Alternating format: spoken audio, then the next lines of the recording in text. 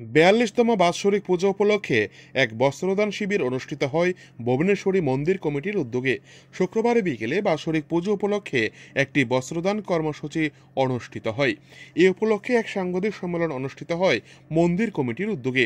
উদয়পুর শান্তিপল্লী এলাকায় মন্দির কমিটির উদ্যোগে জানানো হয়, সাংবাদিক সম্মেলনের মধ্য দিয়ে আগামী 7 তারিখ ভুবনেশ্বরী মায়ের সপ্তমী পূজা অনুষ্ঠিত হবে।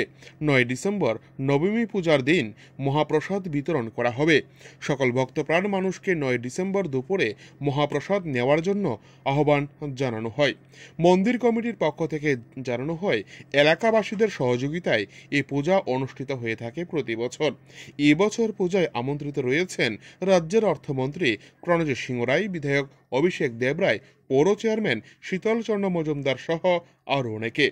এখন থেকেই এই পূজাকে কেন্দ্র করে সাজো রব গোটা মন্দির চত্বর জুড়ে। উদয়পুর থেকে নিজস্ব প্রতিনিধি রিপোর্ট, টিভি 100 বাংলা। 42তম ভুবনেশ্বরী পূজা উপলক্ষে, বার্ষিক পূজা উপলক্ষে আমরা আজকে ছোট্ট একটা বস্ত্রদান শিবির আয়োজন করছি।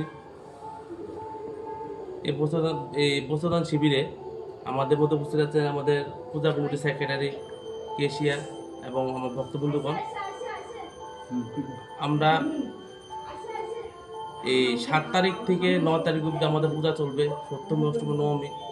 আমি এই সাংবাদিক সম্মেলনের মাধ্যমে আমি সবার কাছে একটা মেসেজ বলতে চাই 9 তারিখ আমাদের নবমী পূজা, এদিন মহাপ্রসাদ। সারা উদয়পুরবাসী যেন আমাদের এই পূজাকে মধ্যে মহাপ্রসাদে অংশগ্রহণ করে পূজা যাতে সাফল্যমণ্ডিত করে তুলতে পারে। এই মাধ্যমে আপনাদের মাধ্যমে আমি এই মেসেজটা সারা উদয়পুরবাসীকে করতে চাচ্ছি। কে কে থাকবে আপনাদের পুজোতে? পুজোতে ইনভাইট আছে আমাদের মাননীয় মন্ত্রী মহাশয় উপস্থিত আছেন, বিধায়ক অভিষেক দেবরায় মহাশয় উপস্থিত থাকবেন, আসবেন আমাদের জেলা সভাধিপতি দেবল দেবরায় মহাশয়, থাকবেন আমাদের চেয়ারপারসন শীতল মজুমদার মহাশয় এবং আরও বিভিন্ন অতিথিবৃন্দরা আসবেন আমাদের।